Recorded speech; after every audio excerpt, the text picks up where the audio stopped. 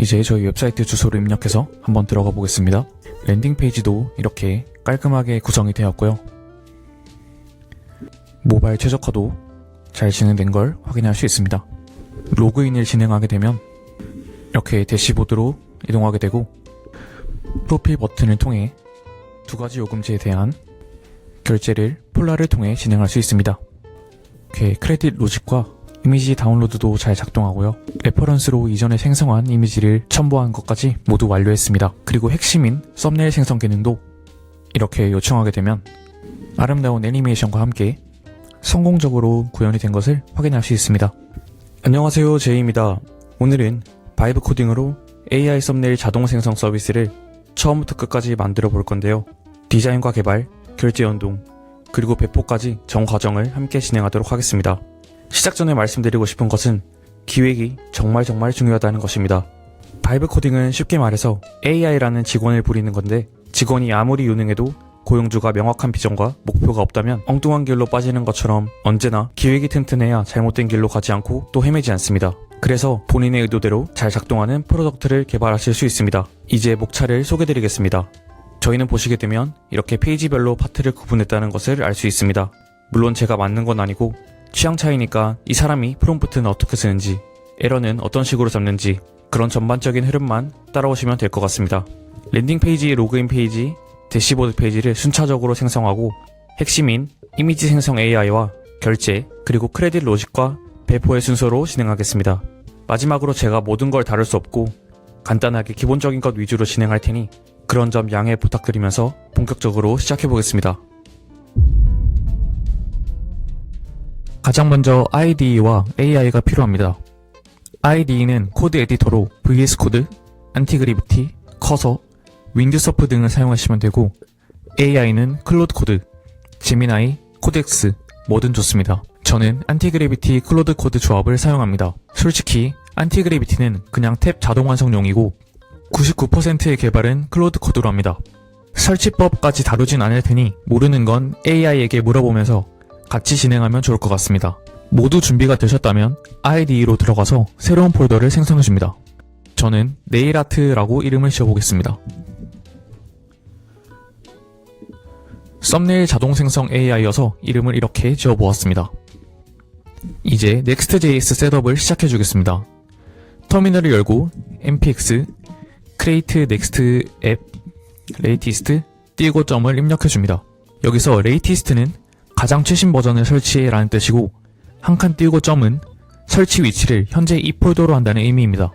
설치 옵션은 그냥 기본값을 선택해 주시면 됩니다. 자, 이제 설치가 되었습니다. 지금부터는 필요 없는 모든 파일을 지우고 코드를 깔끔하게 정리해 볼 건데요.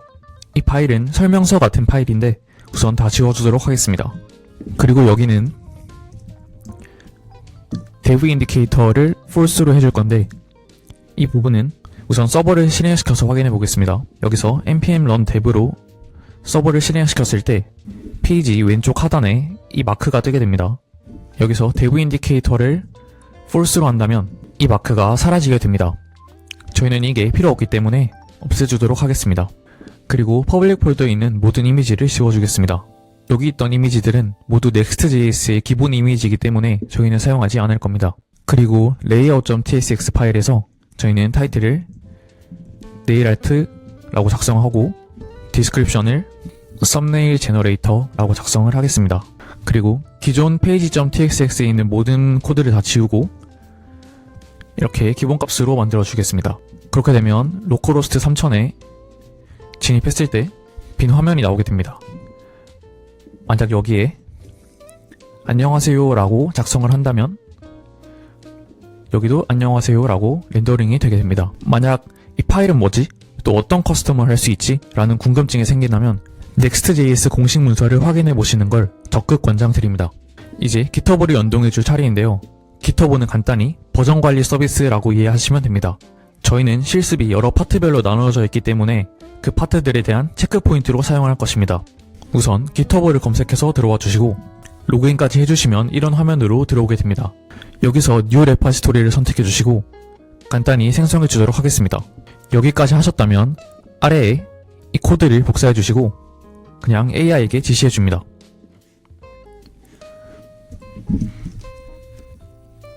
GitHub 연동해줘.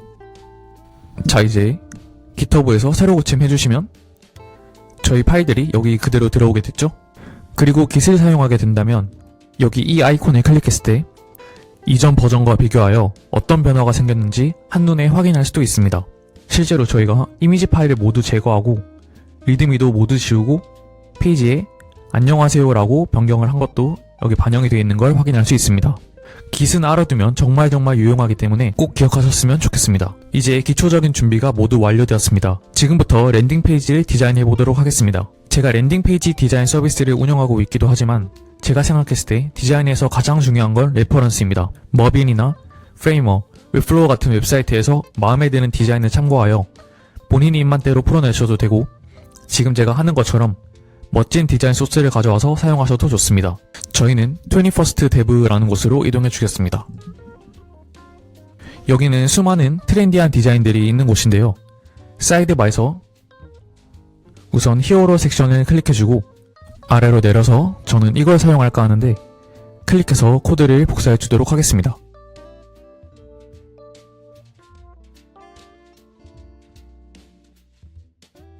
그리고 프로젝트에서 클로드 코드를 켜고 코드를 붙여 넣어주고 이 코드를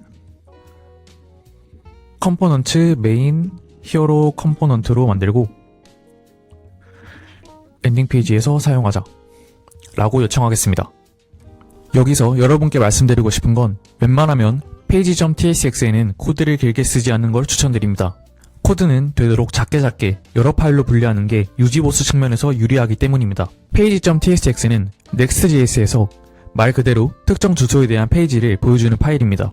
만약 여기 hello라는 폴더를 만들고 page.tsx를 만든 다음 기본적인 코드를 작성해 준다면 저희 주소에서 hello를 입력했을 때 이 페이지가 보이게 되는 것입니다. 그렇기 때문에 메인이 되는 page.tsx는 작게 두고 거기에 사용되는 컴포넌트 파일을 조합하는 느낌으로 사용하시면 되겠습니다. 그래서 저도 우선 컴포넌트라는 폴더를 만들고 그중 메인 페이지에 사용되니까 메인 폴더로 떠넣고 거기서 역할이 히어로 섹션이기 때문에 히어로라고 세팅을 한 것입니다. 우리가 어떤 서비스를 만들고 싶어 하는지 설명해주면 좋을 것 같습니다. 우리는 유튜브 썸네일을 생성하는 AI 서비스를 만들려고 해. 이름은 네이아트 AI야. 이 주제에 맞게 히어로 섹션을 구현해줘. 난 절대 아이콘은 사용하지 말고 SVG를 사용해줘. 현재 랜딩 페이지 디자인을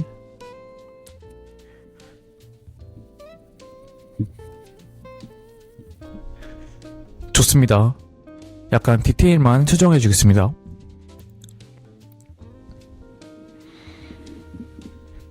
이전 버전으로 바꿔야 할 것 같네요.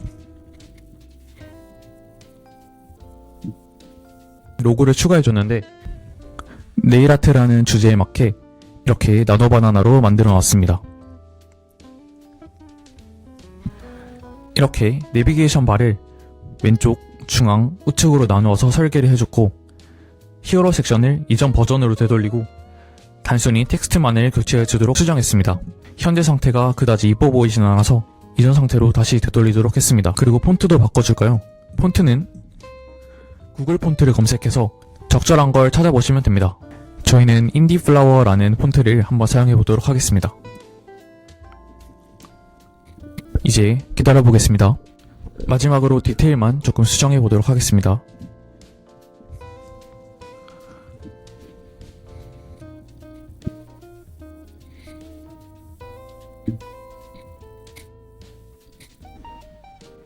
네, 우선 코드가 다 CSS 기반의 스타일 코드로 되어 있어서 이것을 모두 테일윈드 코드로 수정해달라고 했고요. 다시 크기나 그런 디테일 값들을 수정해 보도록 하겠습니다. 네, 우선 폰트를 다 작게 만들어주고 CTA 버튼도 크기를 좀 줄여줄게요. 네, 좋습니다. 내부반은 이렇게 완성된 것 같습니다. 이제 히어로 섹션도 마찬가지로 크기나 이런 디테일들을 수정해 주겠습니다. 오버레이는 필요 없을 것 같으니까 그냥 제거를 하고요. 텍스트 크기를 조금 줄여주고요. 버튼 사이즈도 조금 줄여주겠습니다. 완료되었습니다. 저희가 수정해 준 것은 글자 크기와 폰트, 그리고 내부바 배경을 투명하게 만든 것, 그리고 로고를 추가해 준 것, 그 정도입니다. 꽤 깔끔하게 완성된 것 같네요. 지금은 우선 여기까지만 구현하고 나머지 섹션은 실제 기능이 구현된 이후에 구현해 보도록 하겠습니다. 좋습니다. 개발 환경 세팅 완료했고요. Next.js 셋업 완료했고, GitHub 연결 완료했고, 랜딩 페이지 생성도 완료했습니다. 이제 여기 탭을 통해 GitHub으로 커밋을 해주겠습니다. 커밋할 내용은 파트 1 완성입니다. GitHub에도 실제로 반영되었죠? 여기서 커밋을 클릭해 주시면 어떤 점이 변경되었는지 또 확인할 수 있습니다. 이제 로그인 페이지가 필요합니다. 앱 폴더 내부에 us 폴더를 만들어주고 여기에 page.tsx를 생성해줍니다. 그리고 바로 AI에게 요청해보도록 합시다. us 페이지에 로그인 기능을 구현해야 해. 아직 기능은 말고 디자인만 우선 구현해주면 돼. 랜딩 페이지의 디자인 언어를 유지한 채로 구현해주면 돼. 단 로그인과 회원 가입을 구분할 필요는 없어. 유튜브 썸네일이 필요한 분들은 99% 유튜브 아이디가 있을 거기 때문에 구글 로그인만 구현해 보도록 하겠습니다. 좋습니다. 터미널을 열고 npm run 탭으로 잘 구현되었는지 확인해 보도록 하겠습니다. 깔끔하게 잘 구현한 것 같네요. 약간만 수정을 해주도록 하겠습니다. 우선 내부바에서 이 부분을 us로 수정해 주도록 하겠습니다. 그렇게 되면 저희 랜딩 페이지에서 get started를 눌렀을 때 us 페이지로 자연스럽게 이동하게 됩니다. 그리고 로그인 페이지에 대해서는 이 부분은 이렇게 수정하는 게 사용자 입장에서 조금 더 직관적일 것 같습니다. 잘 수정되었죠? 그리고 구글 로그인 버튼을 조금 작게 만들어 주도록 하겠습니다. 배경도 너무 밝은 것보다는 조금 흐리게 표현하는 게 좋을 것 같습니다. 좋습니다. 이제 깔끔하게 구현된 것 같네요. 다음으로는 실제 로그인 기능을 구현해야겠죠? 저희는 수파베이스를 사용할 것입니다. 클라크나 넥스트어스 같은 다른 로그인 서비스를 사용하셔도 무관합니다. 수파베이스로 우선 이동해 주도록 하겠습니다. 여기서 새 프로젝트를 생성해 줍니다. 네일 아트를 작성해 주시고 패스워드는 그냥 자동 생성해 주도록 하겠습니다. 그리고 리전이 중요한데요. 여러분의 타깃 고객이 있는 위치를 설정해 주시면 됩니다. 저희가 속해 있는 한국이 아시아 퍼시픽이기 때문에 이 리전을 선택해 주도록 하겠습니다. 그리고 나서 수파베이스 MCP를 연결해 줄 것입니다. 수파베이스 MCP를 사용하면 제가 직접 SQL 코드를 작성하거나 AI에게 현재 데이터베이스에 대해 설명해 줄 필요 없이 매우 간편하게 관리할 수 있습니다. 그냥 수파베이스 MCP를 검색해 주시고 공식 문서에서 시키는 대로 진행하도록 하겠습니다. 저희는 지금 클로드 코드를 사용하고 있기 때문에 클로드 코드를 선택해 주시고 이 커맨드 라인을 복사해서 새 터미널을 열고 붙여 넣어 주도록 하겠습니다. 진행하게 되면 이렇게 터미널에서 클로드를 실행시키고 /MCP를 입력했을 때 수파베이스가 나오게 됩니다.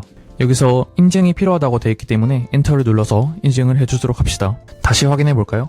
좋습니다. 연결이 되었네요. 이제 제대로 연결이 되었는지 확인해 보겠습니다. 수파베이스 MCP를 사용해줘. 현재 내 프로젝트가 보이니?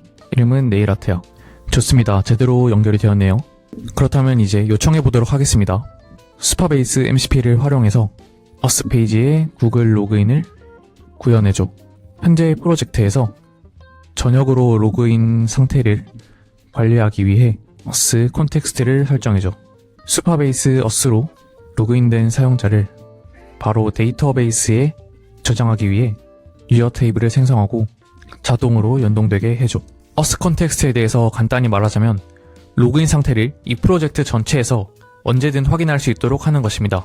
그리고 구현하는 동안 저희는 진짜 구글 로그인이 되도록 구글과 수파베이스를 연결해 주어야 합니다. 먼저 수파베이스 프로젝트에서 인증 탭 클릭 사인인 프로바이더를 클릭해 줍니다. 여기서 연결하고 싶은 걸 선택해 주시면 됩니다. 저희는 구글이죠. 들어오시면 두 가지가 필요하다는 걸 알 수 있습니다. 클라이언트 아이디, 클라이언트 시크릿. 우선 이네이블을 클릭해 주고 구글 클라우드 콘솔을 검색해 줍니다. 여기로 들어오셔서 이것도 마찬가지로 새 프로젝트를 생성해 줍니다. 저희는 네일아트라고 작성해 주도록 하겠습니다.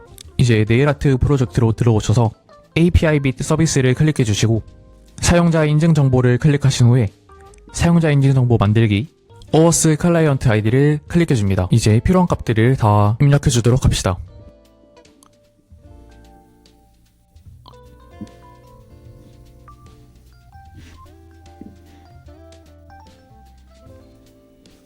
그리고 여기 승인된 리디렉션 URI에서 아까 보셨던 스파베이스의 콜백 URL을 복사해서 입력해주도록 합시다. 좋습니다. 이제 클라이언트 아이디와 클라이언트 시크릿이 모두 생성되었습니다.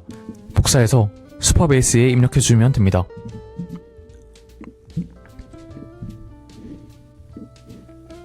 완료되었습니다. 그렇다면 다시 프로젝트로 돌아가 잘 구현되었는지 확인해 보겠습니다. 됐습니다. 이제 깔끔하게 구현하였습니다.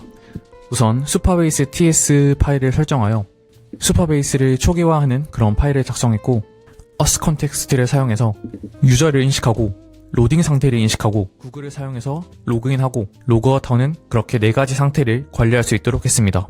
로컬호스트 3000 us 페이지를 이동해서 로그인을 해보겠습니다.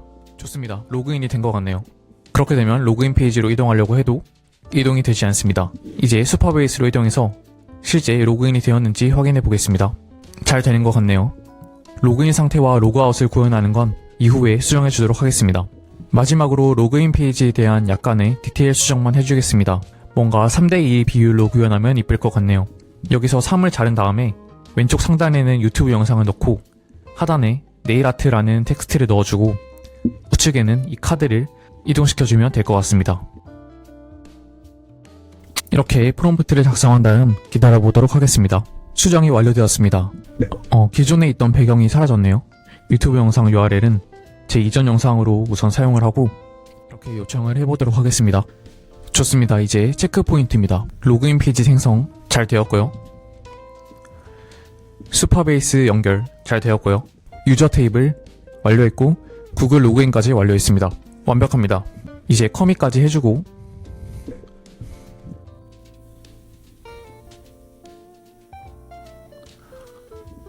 파트 3으로 넘어가 봅시다. 이제 앱 폴더 내부에 대시보드 폴더를 만들고 여기에 page.tsx 파일을 만들겠습니다. 그리고 클로드 코드에게 요청을 해보도록 하겠습니다. 대시보드 페이지는 로그인한 사용자가 이동하게 되는 페이지야. 그리고 us 컨텍스트, us 랜딩 페이지도 이 변화에 따라 수정해줘야 할 거야. 대시보드 페이지의 디자인은 우선 이렇게 요청을 해보도록 하겠습니다.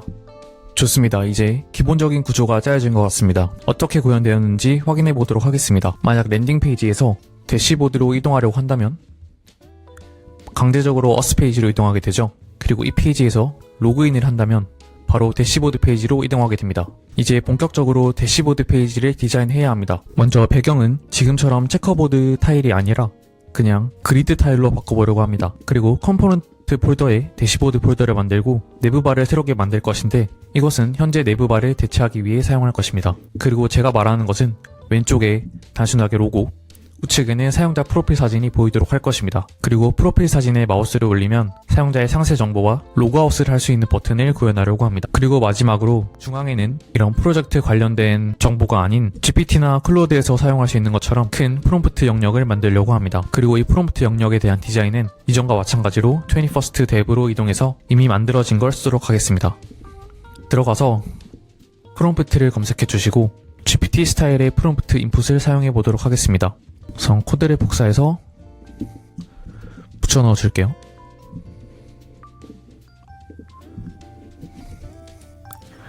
그리고 기다려 보겠습니다. 자, 이제 완료되었습니다. 오류가 발생했는데요. 이건 등록되지 않은 외부 이미지를 사용하는 과정에서 발생한 오류입니다.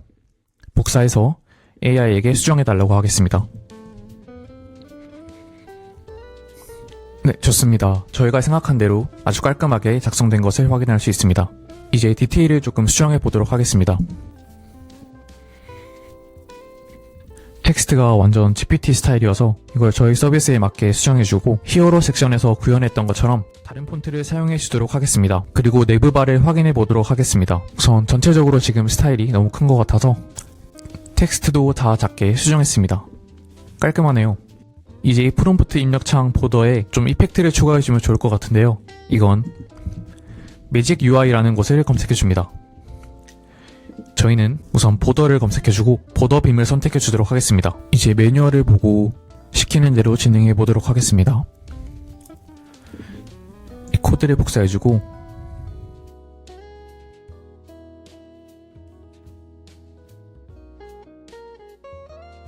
이 투보더 빔이 이쁠 것 같네요. 코드도 복사해주도록 하겠습니다. 이제 확인해 보겠습니다. 뭔가 문제가 좀 생긴 것 같네요.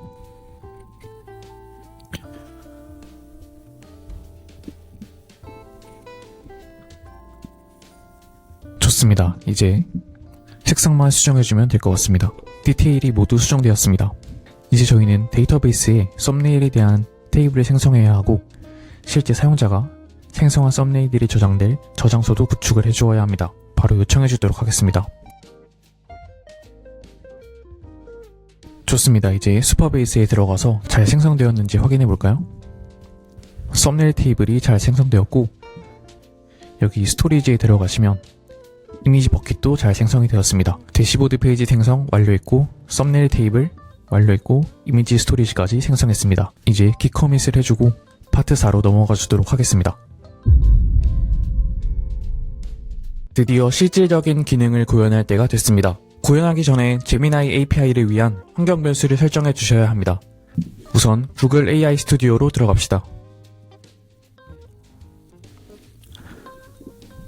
API 키를 만들어 줍니다. 다들 알고 계시겠지만 환경 변수는 절대 노출돼서 안 됩니다. 저도 이 영상을 찍고 난 후 삭제하도록 하겠습니다. 이제 이 API 키를 복사해주고 ENB 파일에 추가해 주도록 합시다. 이제 나노바나나를 어떻게 구현하는지 공식 문서를 확인해 봅시다. 이 페이지를 복사해서 이제 프롬프트를 작성해 주도록 하겠습니다. 가장 먼저 현재 코드베이스를 읽고 네일아트가 어떤 서비스인지 파악하도록 해. 우리는 지금부터 프롬프트 에어리어를 사용해서 AI가 실제 이미지를 구현할 수 있도록 할 거야. 제미나이 API 키는 이미 ENV에 작성되어 있어. 이미지 생성에는 제미나이 나노 바나나, 모델명은 제미나이 3 프로 이미지 프리뷰입니다. 모델을 사용할 거야. 아래 공식 문서를 읽고 나와 있는 대로 구현해주면 돼.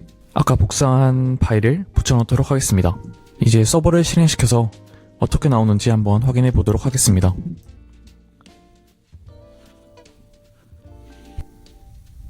유튜브 이미지 만들어줘 라는 아주 간단한 프롬프트를 먼저 입력해 보겠습니다. 좋습니다. 일단 이미지 자체가 나온 것은 확인했습니다. 어떤 에러인지 확인해 보겠습니다. 영향이 없는 에러인 걸 확인했습니다.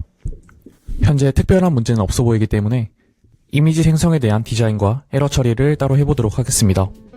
우선 이미지가 생성될 때 이 프롬프트 에어리어는 자연스럽게 아래로 내려가고 중앙에 새로운 컴포넌트가 생기도록 해주겠습니다. 먼저 현재 엔터키로 이미지가 생성되어 있지 않기 때문에 그거 먼저 작성해 주도록 하겠습니다.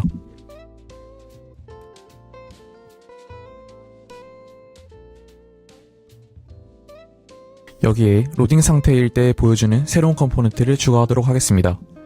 그걸 위해서 저희는 또다시 21st dev로 이동하도록 하겠습니다. 여기서 이번에는 로딩을 검색해줍니다. 아래로 내려서 저희가 사용할 것은 여기 이 박스가 모이는 것 같은 이 로딩 모션을 사용하도록 하겠습니다. 이전과 마찬가지로 들어가준 다음 코드를 복사해서 붙여넣도록 하겠습니다.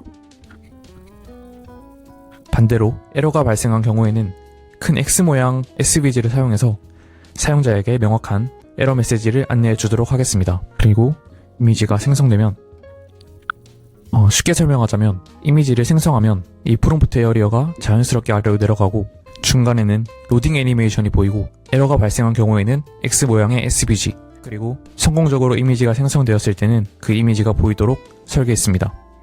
이제 기다려 보겠습니다. 확인해 볼까요? 정글을 탐험하는 유튜브 썸네일을 제작해줘 라고 입력을 해보도록 하겠습니다. 저희가 의도한 대로 잘 구현되고 있는 것을 확인할 수 있습니다. 하지만 위에 보이는 이 텍스트는 이미지 생성 중에는 보이지 않아도 될 것 같습니다. 그리고 이 텍스트도 조금은 수정해야 할 필요가 있어 보입니다. 또한 여기 스피너가 안 돌아가는 것을 보아 이것도 수정해야 할 것 같습니다. 이제 이미지가 생성되었습니다.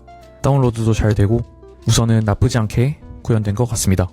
반대로 에러가 발생한 경우에 어떻게 되는지 확인해 보도록 하겠습니다. 이런 식으로 뜨네요. 이제 마지막으로 디테일한 수정사항을 다시 한번 요청해 보도록 하겠습니다. 우선 현재 파일이 너무 길기 때문에 이거부터 얘기를 해주도록 하겠습니다. 로딩 상태의 애니메이션은 별개의 컴포넌트로 불리죠. 이렇게 해두고 기다려보도록 하겠습니다. 해저를 탐험하는 유튜브 썸네일을 만들어줘 라고 간단하게 입력해 보겠습니다. 자, 이제 스피너도 제대로 돌아가고 로딩 모션 위에 텍스트도 사라진 것을 확인할 수 있습니다. 이 텍스트만 조금 수정해주면 될 것 같네요. 이제 에러가 발생한 경우를 확인해 보겠습니다.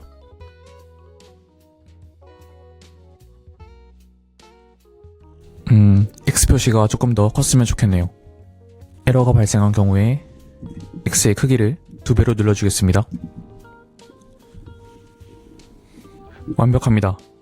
이제 다음으로는 나노바나나가 진짜 썸네일을 잘 구현할 수 있도록 시스템 프롬프트를 작성해 주겠습니다. 시스템 프롬프트 작성 요령은 사용하는 AI의 가이드를 살펴보면 자세히 나와 있으니 참고하시면 됩니다. 그리고 영어로 작성하는 것이 토큰을 덜 사용하기 때문에 웬만하면 영어로 작성하는 것이 유리합니다. 저희는 아까 들어갔던 나노바나나 공식 문서로 들어가서 아래에 프롬프트 가이드를 복사하도록 하겠습니다.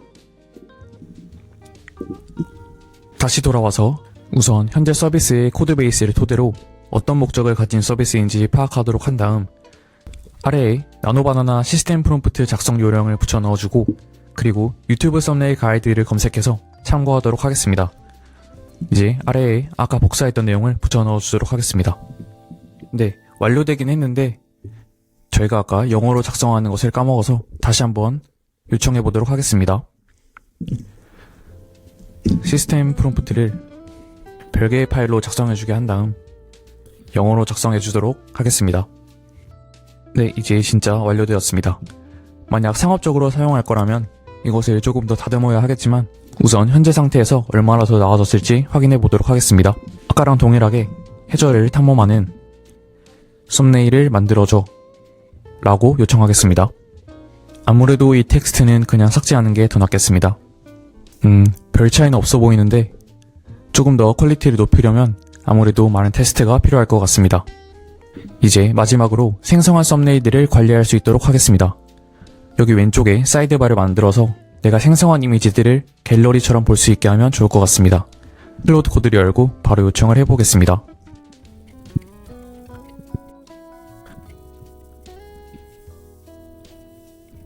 이렇게 간단하게 작성하고 기다려보도록 하겠습니다.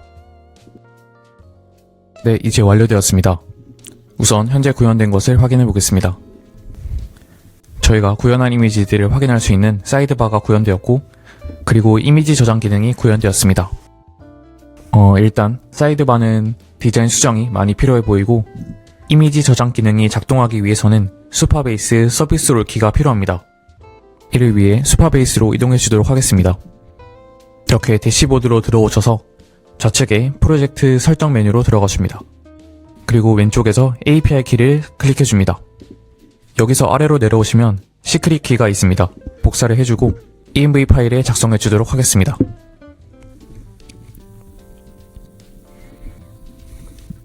이전에 저희가 작성했던 수파베이스 URL이나 퍼블릭 키와 달리 서비스 롤 키는 절대 유출이 되면 안 되는 키입니다. 여기 넥스트 퍼블릭 접두사가 붙은 환경 변수들은 노출이 되어도 크게 상관이 없지만 서비스 롤 키는 노출이 되면 키를 가지고 있는 사람이 모든 접근 권한이 생기기 때문에 절대 우회적으로 사용해서는 안 됩니다. 그렇기 때문에 여기 파일에 프론트엔드 상에서는 사용하지 마시고 여기 API 내부에 Next.js 백엔드 단에서만 사용하셔야 합니다. 그렇다면 저희는 현재 사이드바 디자인이 조금 이상하긴 하지만 생성한 이미지가 잘 저장이 되는지 확인해 보도록 하겠습니다.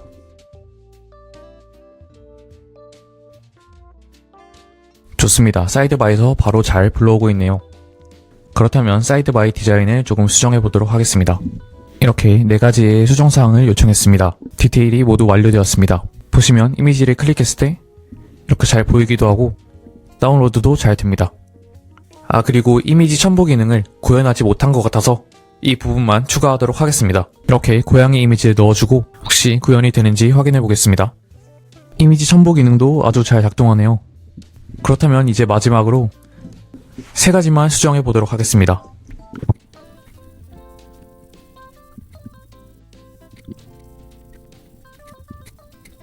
이렇게 프롬프트를 작성해 봤는데요. 현재 사용자가 이미지 첨부하는 것을 개당 5MB 10개로 제한해서 과도한 이미지 첨부를 막도록 하겠습니다. 그리고 현재 프롬프트 에리어에 저희가 사용하진 않지만 처음부터 구현되어 있었던 이 툴스의 기능을 모두 삭제하고 이미지 참조 버튼으로 수정하여 호버 시 사용자가 이전에 생성한 이미지들을 즉시 참조할 수 있게 하여 편집과 같은 기능을 구현해 보고자 합니다. 그리고 세 번째, 현재 이미지 갤러리를 보면 이미지를 사용할 때 기본 HTML의 이미지 태그를 사용하는 걸 확인할 수 있는데 이것보다는 Next.js에서 기본적으로 제공하는 Next 이미지 태그를 사용하면 훨씬 최적화된 경험을 할 수 있기 때문에 이것으로 수정해달라고 하겠습니다.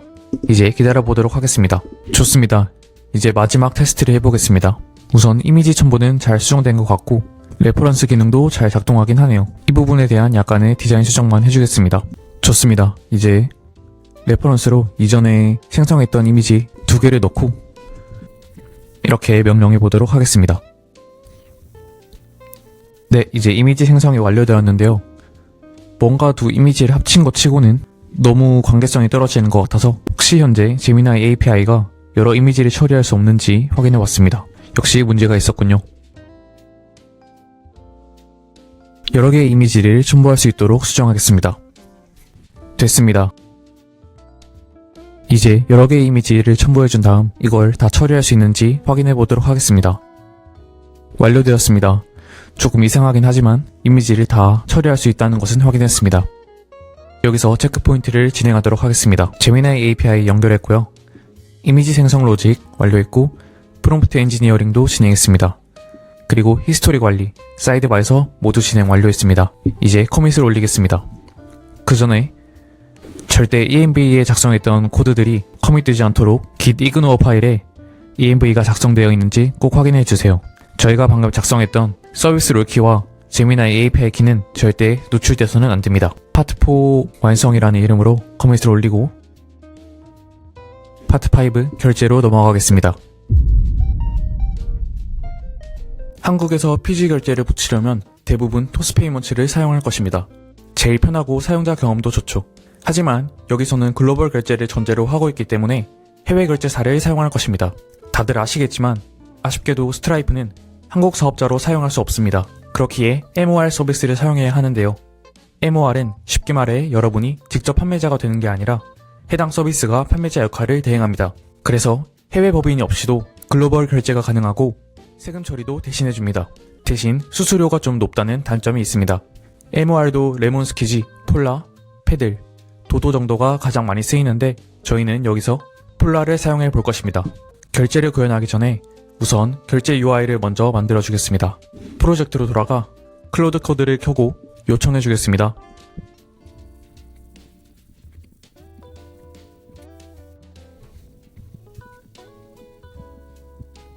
이렇게 저희 현재 대시보드 내부바에 보이는 프로필 팝오버에 가격 모달을 오픈할 수 있는 버튼을 하나 생성하고 그 모달의 디자인을 명시해 줬습니다. 그리고 저희는 가격 모델로 프로플랜과 울트라플랜 두 가지를 사용할 것입니다.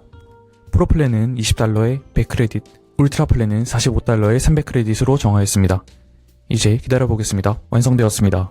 우선 서버를 실행시켜준 다음 확인해보겠습니다. 이렇게 업그레이드 버튼이 생기게 되었네요. 클릭하면 중요한 건 아니지만 이슈가 하나 생겼습니다. 먼저 해결해달라고 요청하겠습니다.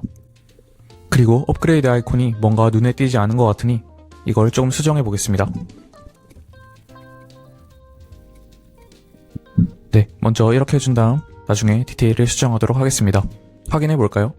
저희 예상과 다르게 너무 위로 올라가 버렸습니다. 이걸 약간 수정해주도록 하겠습니다. 좋습니다. 이 정도면 업그레이드 버튼 자체는 잘 구현된 것 같습니다. 이제 프라이싱 모달을 수정하도록 하겠습니다. 완성되었습니다. 이렇게 간단하게 구현하면 될 것 같습니다. 다음으로는 실제 폴라를 사용한 구독 결제를 구현해 보겠습니다. 구독 결제라고 한다면 저희가 관리해야 할 API는 단 3가지입니다. 첫 번째는 체크아웃, 두 번째는 고객 포털, 세 번째는 웹훅입니다. 체크아웃은 말 그대로 사용자가 결제를 눌렀을 때 결제가 되도록 링크를 이어주는 것입니다. 고객 포털은 사용자가 직접 자신의 플랜을 업그레이드, 다운그레이드하고 구독을 취소하거나 하는 등의 관리 작업을 할 수 있도록 하는 링크를 이어주는 것입니다. 마지막으로 웹훅은 이와 같은 모든 경우의 수에 예를 들어 결제, 구독 취소, 업그레이드 등의 이벤트를 확인하고 이에 대한 부가적인 처리를 하는 것입니다. 결제 구현이 어려운 이유가 이러한 경우의 수에 대한 처리를 해준다는 게 매우 까다롭기 때문입니다. 하지만 저희는 비록 구독 결제이긴 하지만 크레딧을 지급하는 로직으로 작동하기 때문에 정말 단순하게 사용자가 얼마를 결제했는가 그것에 따라서 그냥 크레딧을 지급하기만 하면 됩니다. 취소하거나 만료되었다면 더 이상 결제가 진행되지 않겠죠? 그러면 크레딧은 지급되지 않는 것입니다. 반대로 구독 결제를 하였거나 업그레이드를 하였거나 이런 경우에는 결제가 이루어지겠죠? 그러면 그 경우에 따라 크레딧을 지급하는 로직으로 작동하면 됩니다. 물론 더 많은 정보에 따라 커스텀이 필요하다면 여러 웹훅을 받고 관리하면 됩니다. 우선 폴라를 검색해주고 여기서 로그인을 해주도록 하겠습니다. 대시보드로 이렇게 이동하게 되는데 저희는 여기서 바로 작업을 하지 않을 겁니다. 아래에 Go to 샌드박스 버튼을 눌러서 샌드박스 환경으로 이동해 줍시다. 샌드박스 환경은 결제를 해도 실제 결제가 되지 않는 테스트 환경입니다. 이제 저희가 설정해 줘야 되는 건 프로덕트입니다. 사이드바에서 프로덕트 버튼을 클릭하고 뉴 프로덕트로 제품을 생성해 주도록 합시다. 이름을 네일아트 프로로 정해주고 결제 방식을 구독 결제로 해주고 가격은 $20로 해주겠습니다. 이렇게 네일아트 프로가 생성되었고요. 저희는 하나 더 생성해 주도록 하겠습니다. 이렇게 이름은 네일아트 울트라로 지어주고 마찬가지로 구독 결제의 가격은 $45로 책정하겠습니다. 이제 생성이 모두 완료되었고요. 여기서 점점점을 눌러서 각 상품에 대한 프로덕트 아이디를 저장해 줘야 합니다. 프로젝트의 env 파일로 와서 이름을 폴라 프로 프로덕트 아이디라고 짓고 이 값을 복사해서 붙여 넣어 주도록 하겠습니다. 울트라에 대해서도 동일하게 진행해 주시면 됩니다. 좋습니다. 이제 사이드바에 세팅, 제너럴로 들어와서 아래에서 API 키를 생성해 줍시다. 이름은 네일아트 테스트로 짓고 만료 기간 없이 모든 항목을 선택해서 만들어 줍시다. 그리고 이 키를 복사해서 env에 마찬가지로 폴라 쿤이라고 이름을 짓겠습니다. 이제 준비가 끝났습니다. 이제 체크아웃 생성 요청을 시작해 보겠습니다.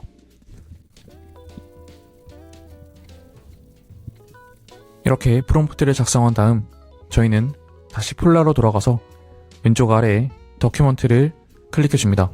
여기서 좌측에 체크아웃을 클릭하고 체크아웃 API를 클릭해 주겠습니다. 그리고 이 페이지 전체를 복사해 줍니다. 클로드 코드로 돌아와서 붙여 넣어 준 다음 이제 기다려 보겠습니다. 결제 버튼을 클릭해 보겠습니다.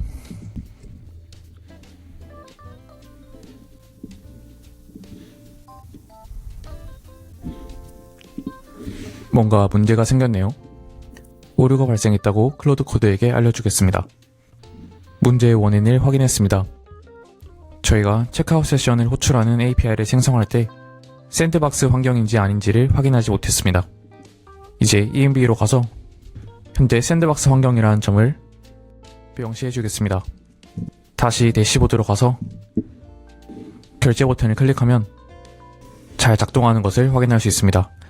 체크아웃 세션은 이제 완료되었습니다. 그렇다면 다음으로 해줄 것은 실제 사용자의 결제 기록과 크레딧을 저장할 테이블을 만드는 것입니다. 마찬가지로 클로드 코드를 켜주고 요청해 주도록 하겠습니다.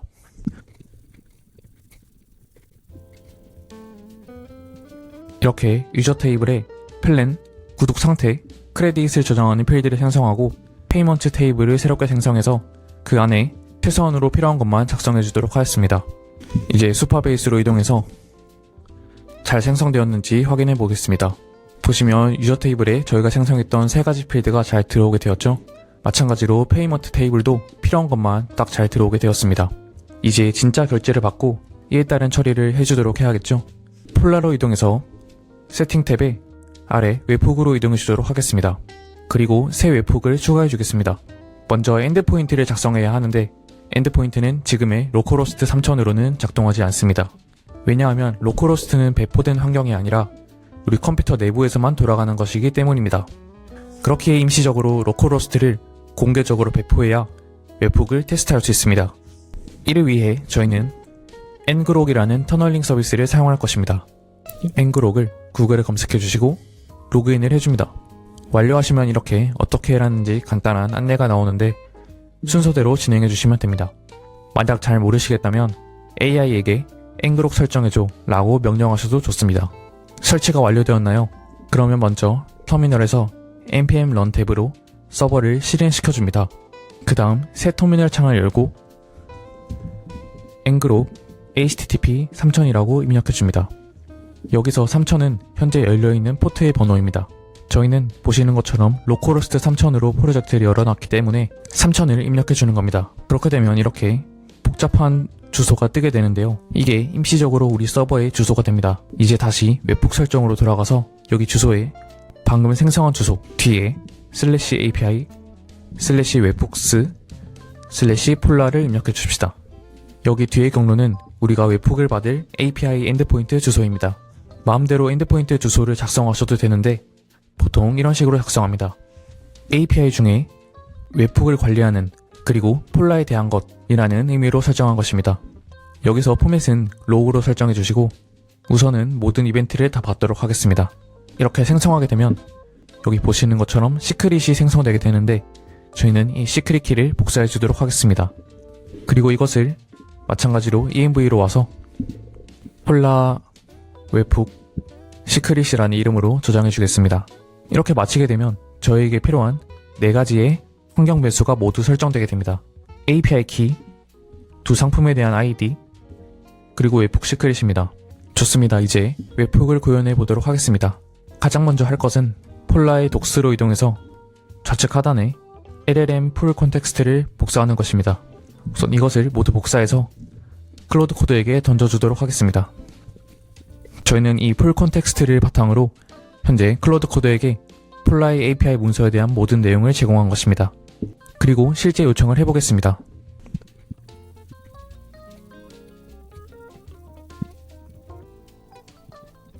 이렇게 프롬프트를 모두 작성해 주었습니다.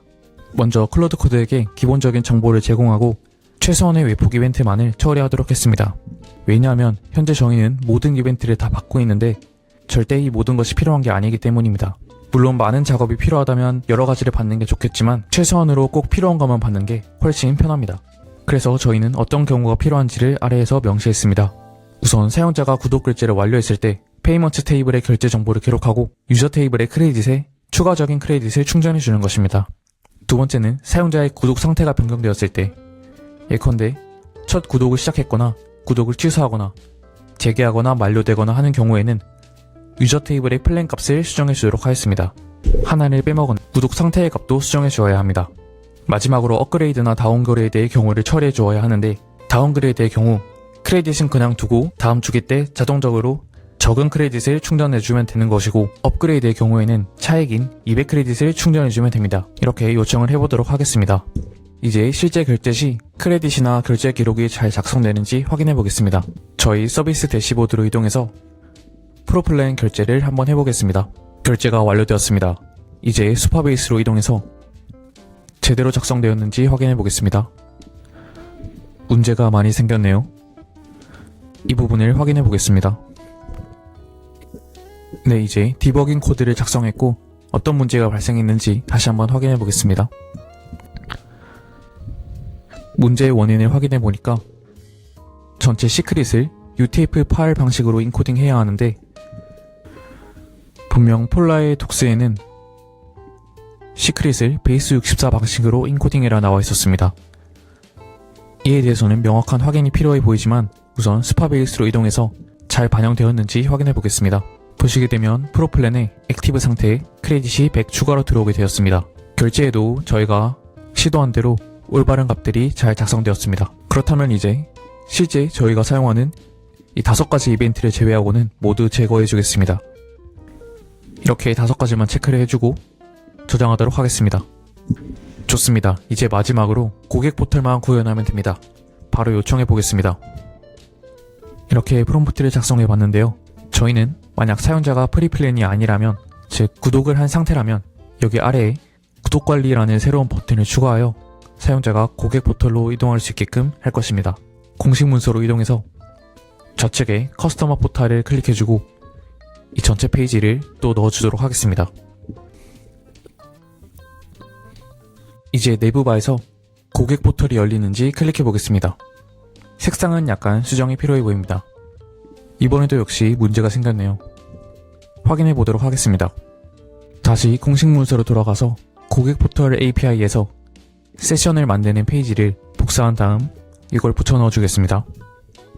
현재 데이터베이스에 기록된 폴라 커스터머 아이디가 적합하지 않은 값이어서 해당 문제가 발생했었습니다. 그렇기 때문에 저희는 다시 한번 구독을 진행해서 해당 값을 수정해 보도록 하겠습니다. 결제가 완료되었으니 다시 한번 고객 포탈을 열어보도록 하겠습니다. 잘 구현된 것 같습니다. 이제 제가 결제한 정보도 잘 보이고 결제를 수정할 수 있는 버튼도 보입니다. 이제 저희는 중요한 문제를 테스트해 봐야 합니다. 여기서 업그레이드나 구독 취소 등을 테스트했을 때 실제로 서비스 내에서 잘 반영되는지 확인해 보겠습니다. 먼저 구독 취소를 진행해 보겠습니다. 보시게 되면 데이터베이스에서 상태값이 취소됨으로 나오는 것을 확인할 수 있습니다. 그렇다면 여기서 구독 재개를 해보겠습니다. 슈퍼베이스를 새로 고치면서 확인해 봤는데 여전히 취소됨으로 나오는 것을 확인할 수 있습니다. 이에 대한 수정을 진행해 주어야 합니다. 우선 폴라의 전체 문서를 다시 제공해 주도록 하겠습니다. 우리의 웹프 코드를 제공해 주고 문제를 해결해 달라고 요청하겠습니다. 먼저 응답에 따르면 현재 문제는 해결된 것 같은데 혹시나 제가 놓치고 있는 게 아직 있을지 그리고 최소한의 이벤트로 이 모든 상태를 관리할 수 있는지 질문해 보도록 하겠습니다. 우선 제가 놓치고 있는 경우의 수에 대해서는 환불이라는 케이스가 있는데 고객 포털에서는 환불이 안 되므로 이 부분은 직접 고객에게 문의를 받아서 처리하면 될 것 같습니다. 현재 저희가 처리하고 있는 이벤트의 경우 공식 문서를 봐도 빠짐없이 잘 처리하고 있는 것 같기 때문에 다시 한번 테스트를 시작해 보도록 하겠습니다. 우선 웹폭 설정으로 돌아와서 구독을 재개한 경우를 추가해주고 저장해 주겠습니다. 그리고 다시 구독을 취소한 다음 조금 기다려준 후에 구독 재개를 진행해 보도록 하겠습니다. 보시게 되면 상태가 다시 액티브로 돌아온 걸 확인할 수 있습니다. 이제 마지막으로 업그레이드를 해보겠습니다. 여기서 변경할 플랜으로 네일아트 울트라를 선택해 준 다음 체인지 플랜을 진행해 보도록 하겠습니다.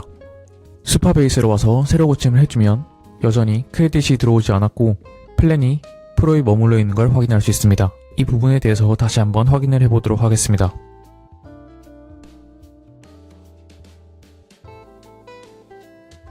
좋습니다. 성공적으로 해결된 것 같으니까 또다시 한번 테스트를 해보겠습니다. 다운그레이드를 해주고 조금 기다려준 다음 업그레이드를 해주겠습니다. 좋습니다. 드디어 플랜이 울트라로 반영이 되었고 크레딧도 추가로 200이 들어오게 되었습니다. 보시게 되면 저희가 현재 처리하고 있는 이벤트 6가지 크레딧이 지급되는 올더페이드 그리고 구독 활성화, 취소, 재개, 해지 그리고 업그레이드와 다운그레이드의 경우 모두 반영이 되었습니다. 혹시 모르니 다운그레이드도 한 번 더 테스트해 보도록 하겠습니다. 슈퍼베이스를 다시 한번 새로 고침해주면 다시 프로로 다운그레이드가 성공적으로 된 것을 확인할 수 있습니다. 저희는 마지막으로 고객 포털로 가는 이 버튼을 약간 수정해 주도록 하겠습니다. 좋습니다. 이제 성공적으로 완료되었습니다. 정말 수고 많으셨습니다. 체크포인트입니다. 가격 디자인, 결제 로직 완료했고 페이먼트 테이블과 유저 테이블에 여러 정보를 추가하기까지 완료했고 고객 포털도 잘 이동되는 것을 확인할 수 있고 웹폭 로직도 완료했습니다. 이제 마지막으로 커밋을 날리고 파트 6으로 넘어가겠습니다. 이제 얼마 안 남았습니다. 파트 6은 매우 간단합니다. 잠깐 쉬어간다고 생각하셔도 좋을 것 같습니다. 바로 크레딧 로직에 대한 프롬프트를 작성해 보겠습니다.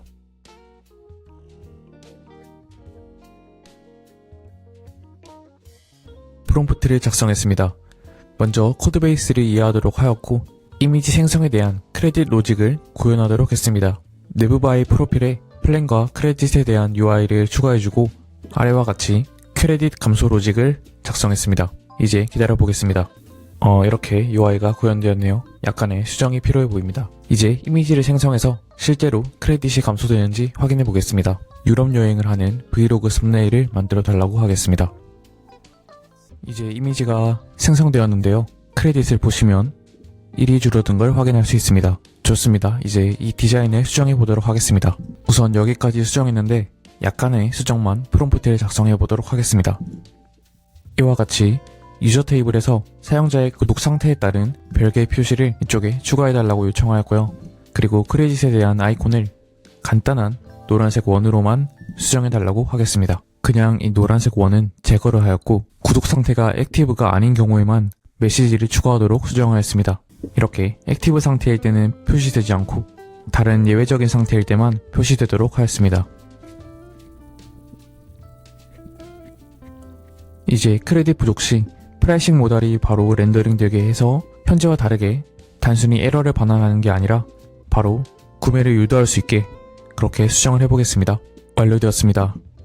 이를 테스트하기 위해서 수파베이스로 이동해서 저희 현재 크레딧을 0으로 만들어 놓겠습니다. 대시보드로 오게 되면 크레딧이 현재 0인 것을 확인할 수 있습니다.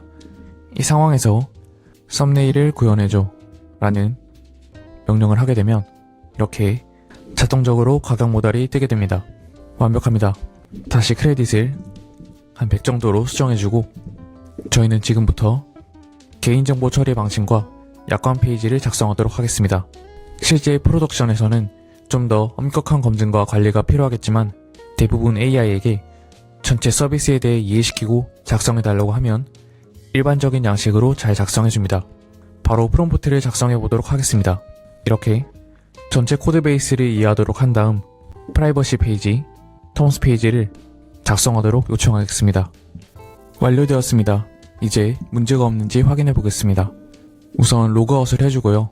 어스 페이지에서 텀스를 먼저 클릭해 줍니다. 보시게 되면 내비게이션도 깔끔하게 잘 나온 것 같고 버튼도 잘 작동하네요. 너무 깔끔하게 잘 나왔습니다. 이제 프라이버시를 보겠습니다. 여기도 동일하게 잘 나온 것을 확인할 수 있습니다. 그렇다면 이제 내용적으로 문제가 없는지 확인해 보겠습니다. 네, 확인해 봤는데 마지막 부분의 이메일만 실제 이메일로 교체해 주면 될 것 같습니다. 여기에 예시 이메일로 이렇게 작성을 해주도록 하겠습니다. 물론 존재하지 않는 이메일입니다. 이제 마지막으로 랜딩 페이지의 나머지 부분을 모두 완성해야 합니다. 현재 저희 랜딩 페이지를 보면 단순히 히어로 섹션만 있는데 추가적인 섹션을 추가해 주도록 하겠습니다. 저희는 우선 이렇게 프롬프트를 작성한 다음 복사해서 4개의 클로드 코드에 붙여 넣어 줄 것입니다. 그리고 첫 번째 클로드 코드부터 작성을 하도록 하겠습니다. 여기서는 피처 섹션을 작성할 것이고 여기서는 프라이싱 섹션을 작성할 것입니다. 우선 이거부터 작성해 주겠습니다. 그리고 다음에는 CTA 섹션을 추가할 것입니다. 그리고 CTA 섹션에는 한 가지 추가를 하도록 하겠습니다. 구글에 리액트 비츠라고 검색을 해줍니다. 보시게 되면 이 서비스 역시 다양한 컴포넌트들이 있는데 여기서 저희는 컬러 벤즈를 사용할 것입니다. 아래로 내려와서 이 코드를 복사해주고 붙여 넣어주겠습니다. 그리고 마지막 부분에는 부터를 작성할 것입니다. 이렇게 왼쪽에는 트위터, 스레드, 유튜브 링크를 넣고 아래에 권리사항을 포함시킵니다. 그리고 우측에는 간단하게 4가지의 링크를 추가할 것입니다. 마지막으로 피처 섹션을 작성해 주겠습니다. 이를 위해 저희는 프리픽이라는 웹사이트로 들어가 줍니다. 여기는 다양한 무료 이미지가 있는 곳인데요. 여기서 이미지를 몇 장 가져오도록 하겠습니다. 유튜브 썸네일이라고 검색을 해줍니다. 여기서 라이센스를 프리로 바꿔주고 마음에 드는 이미지 몇 장을 가져오도록 하겠습니다. 그리고 퍼블릭 폴더에 5개의 이미지를 넣어준 이후에 새로운 폴더 메인을 생성하고 이 이미지 5개를 넣어주겠습니다. 그리고 이름을 알기 쉽게 1부터 5까지의 숫자로 바꿔주겠습니다. 이제 요청을 시작해 보겠습니다. 좋습니다. 이제 추가적으로 구현된 5개의 섹션이 모두 통합되었습니다. 확인해 보도록 하겠습니다. 생각보다 이미지가 들어가니까 꽤 다채롭게 나오는 것 같습니다.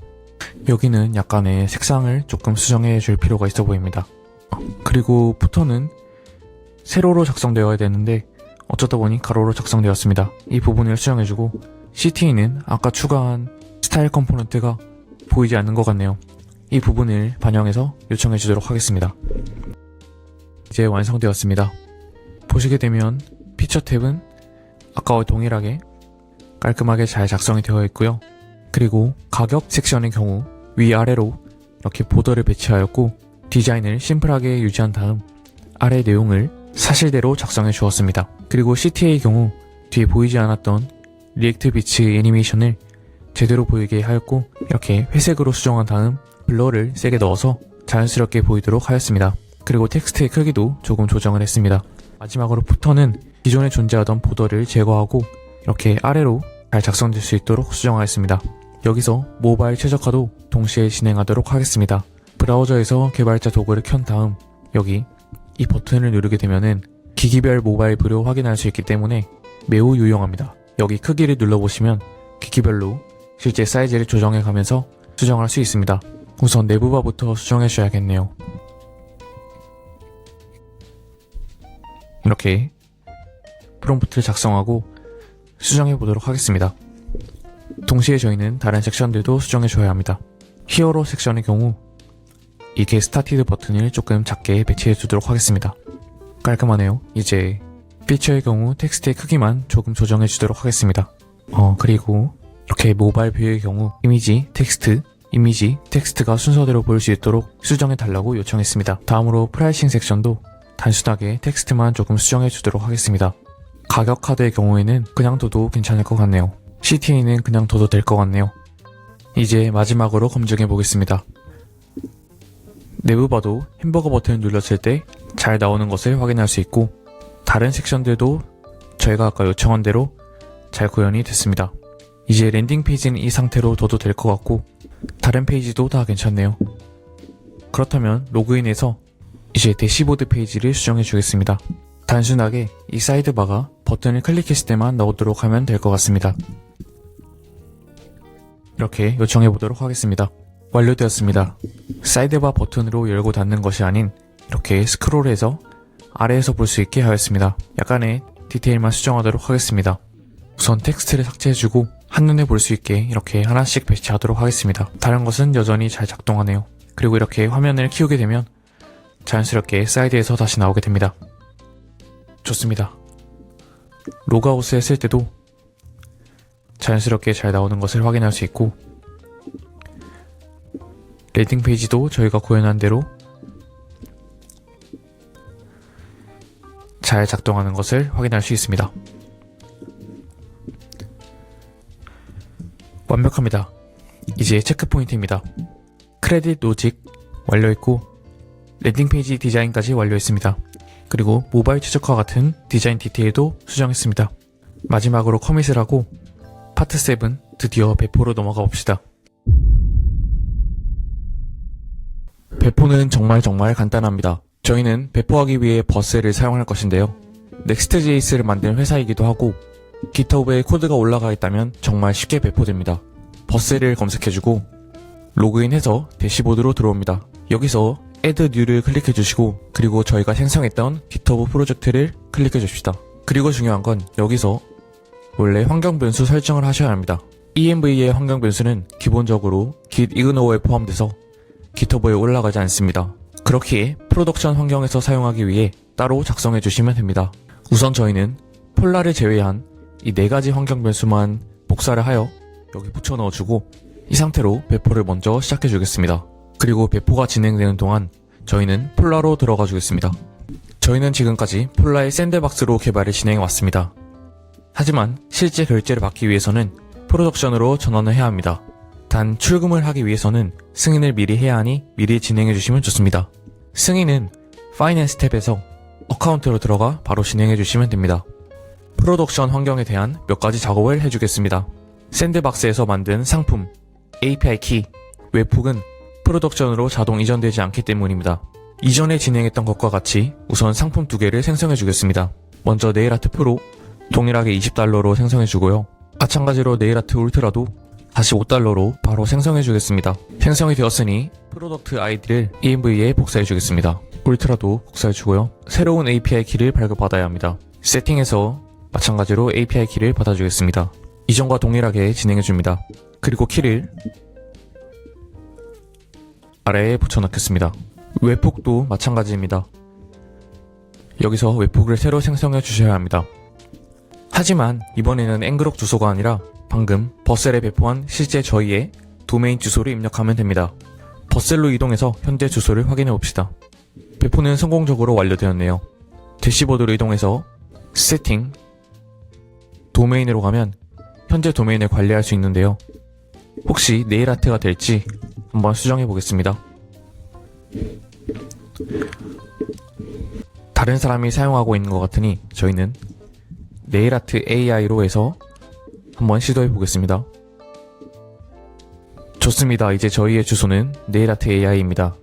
클릭했을 때도 잘 작동하는 것을 확인할 수 있습니다.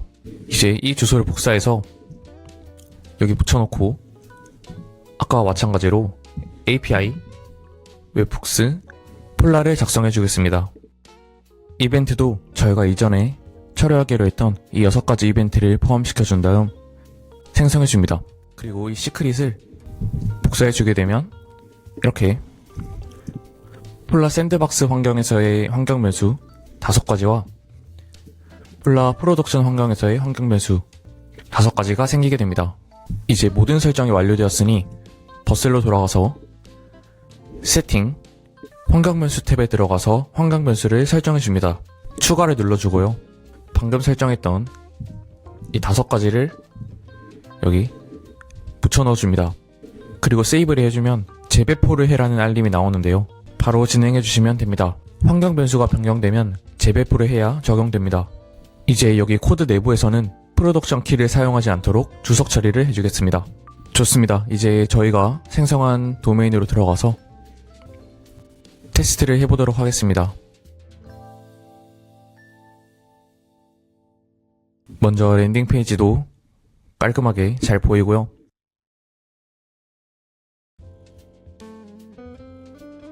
생각을 해보니 리다이렉트 URL을 설정해주지 않았네요. 우선 구글 클라우드 콘솔로 들어와줍니다. 먼저 여기 클라이언트로 들어와서 URI를 하나 추가해주겠습니다. 여기에 저희 주소를 우선 추가해주고 그리고 좌측 대상으로 들어가서 앱 게시도 시작해주겠습니다. 그리고 좌측 브랜딩으로 넘어와 이렇게 로고도 추가해주고 도메인도 작성해주겠습니다. 모든 링크를 작성해주고 그리고 수파베이스로 이동해줘야 합니다. 대시보드에서 좌측 인증을 클릭 그리고 URL 탭으로 들어가서 사이트 URL을 교체해줍니다. 그리고 add URL을 클릭해서 여기에 로컬호스트 3000도 추가해주도록 하겠습니다. 좋습니다. 다시 시도해볼까요?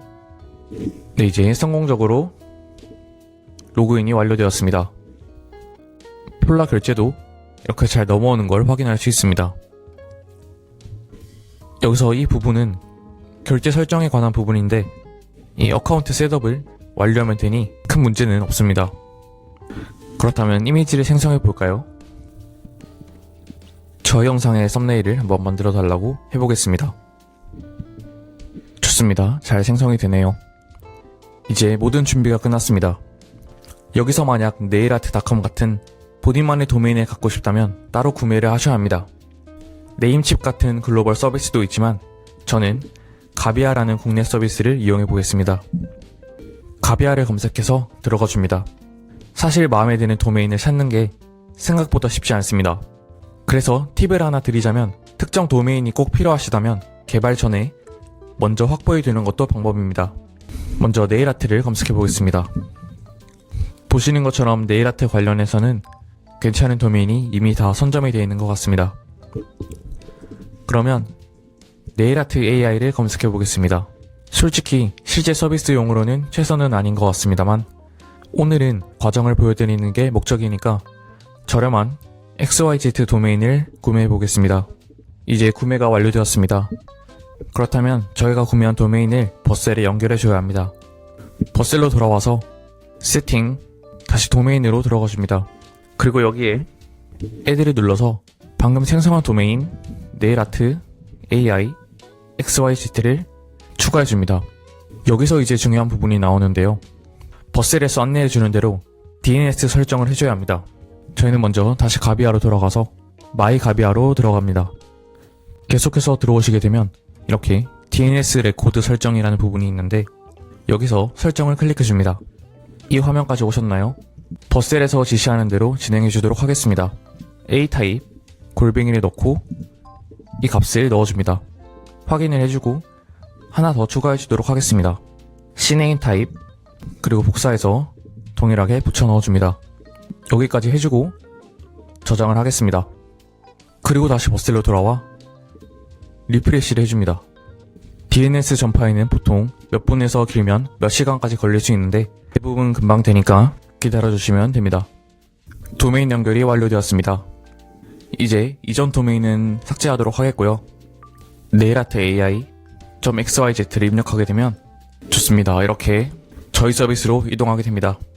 그리고 체크포인트로 넘어가기 전에 셀의 애널리틱스, 스피드 인사이트, 로그 이 세 가지를 사용한다면 방문자 수 소외나 성능 그리고 로그까지 한도 내에서 무료로 확인할 수 있으니 꼭 설정하시길 추천드립니다. 코드 한 줄만 추가하면 되니 매우 간단하게 할 수 있습니다. 여기까지 오셨으면 축하드립니다. 바이브 코딩으로 하나의 사스를 완성하신 겁니다. 버셀 배포 완료했고요. 도메인 연결까지 완료했습니다.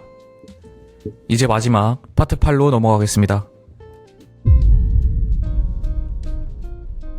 여기까지 모두 완료하신 분이 계실까요?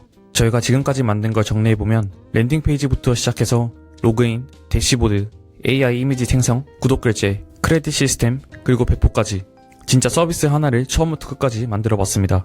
물론 오늘 보여드린 건 하나의 예시일 뿐입니다. 중요한 건 이 흐름을 이해하고 여러분만의 아이디어에 적용하는 거예요. AI 도구는 계속 발전하고 있고 여러분이 상상하시는 거의 모든 것을 만들 수 있는 시대가 됐습니다. 어렵게 생각하지 마시고 일단 시작해보세요.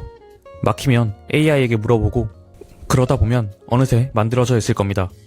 절대 완벽할 필요는 없습니다. 고쳐가면 되는 것입니다. 그리고 오늘 다루지 못한 것들도 많습니다. SEO 최적화, GA 같은 데이터 분석 도구, 보안이나 에러 추적, 하면 좋은 것들은 너무나도 많습니다. 그리고 개발보다 중요한 마케팅까지. 이런 부분들은 앞으로 하나씩 다뤄보겠습니다. 마지막으로 한 가지만 말씀드리겠습니다. 저는 작년에 서비스를 4개 말아먹었습니다. 아이디어가 떠오르면 바로 만들고 런칭하고 아무도 안 쓰고 접고 이걸 4번이나 반복했습니다. 그때는 왜 안 되는지 잘 몰랐지만 그 과정에서 깨달은 게 있습니다. 소프트웨어 서비스의 본질은 결국 누군가의 불편함을 없애주는 것입니다. 멋있어 보여서 유행이라서 돈이 될 것 같아서 만드는 게 아니라 실제로 누군가가 겪고 있는 문제를 해결해줘야 합니다. 그래야 사람들이 쓰고 돈을 내고 서비스가 살아남는 지속가능한 구조가 이루어집니다. 처음부터 너무 큰 걸 노리지 마세요. 모든 사람을 위한 서비스는 결국 아무도 위한 서비스가 아닙니다. 차라리 아주 좁은 타겟, 니치한 시장을 노리세요. 나를 위한 서비스, 혹은 단 한 명을 제대로 만족시키는 서비스. 거기서 시작하는 게 훨씬 현실적입니다. 제가 이 채널을 통해 정말 하고 싶은 건 단순히 바이브 코딩을 알려드리는 게 아닙니다. 여러분이 직접 서비스를 만들고 수익을 내고 결국에는 자유로운 삶을 살 수 있도록 돕는 것입니다. 저도 지금 그 여정 위에 있고요. 그래서 이 채널에서 제가 그 과정에서 직접 부딪히면서 배운 것들을 계속 공유할 예정입니다. 성공한 이야기만 하는 게 아니라 실패한 이야기도 할 겁니다. 왜냐하면 그게 진짜이기 때문입니다. 영상이 도움이 되셨다면 구독과 좋아요 부탁드리고요. 더 궁금한 점이나 다뤄졌으면 하는 주제가 있다면 댓글로 남겨주세요. 긴 영상 끝까지 봐주셔서 정말 감사합니다. 저는 제이였고요. 다음 영상에서 뵙겠습니다.